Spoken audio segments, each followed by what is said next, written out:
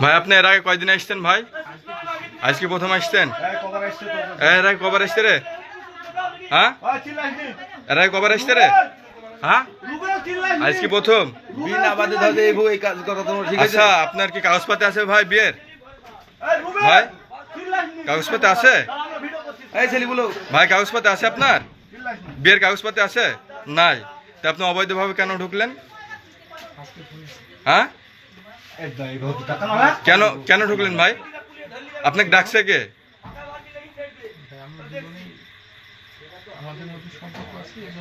আচ্ছা, সম্পর্ক অবৈধভাবে সম্পর্ক কি?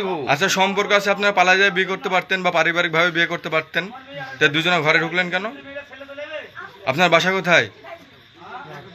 হ্যাঁ, প্রাগপুর। তো এত দূরে আসতেন আপনি ঘরে তার সাথে আকাম কুকাম করার জন্য? হ্যাঁ, তো ঘরে ঢুকছেন কেন? আসেন না, একটা মানুষের, একটা মেয়ে মানুষের ঘরে কেন ঢুকে একটা পুরুষ? ভুল কিভাবে ভুল হয় ভাই? তা আপনাদের তো বিয়ে দেওয়া হবে, আপনি কি রাজি আছেন?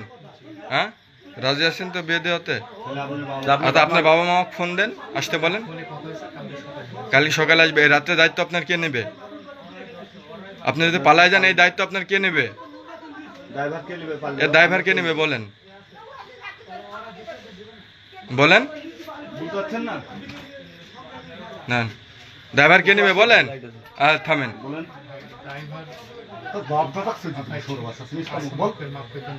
মাফ করে দেবে? আর তুই কি জন্য ডাকছিলে? তুই কি জন্য ডাকছিলে? তুই কি জন্য ডাকছিলে? ও আচ্ছা, ঠিক আছে। আচ্ছা, ঠিক আছে, ধন্যবাদ।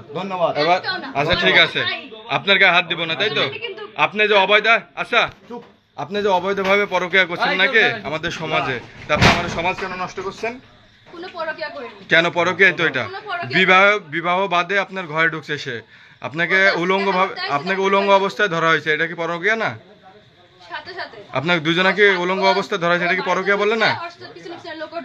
পিছনে পিছনে, তাহলে দুজনাকে একসঙ্গে তো পাইছে উলঙ্গ ভাবে, পাইছে না?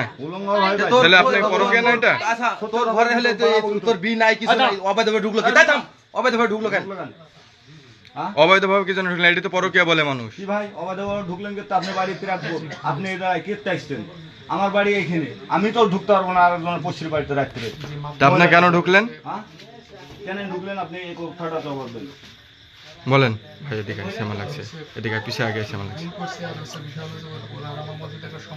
কিসের সম্পর্ক ভাই? এর আগে বিয়ে হয়েছে, আপনি ডিভোর্স দিয়েছেন।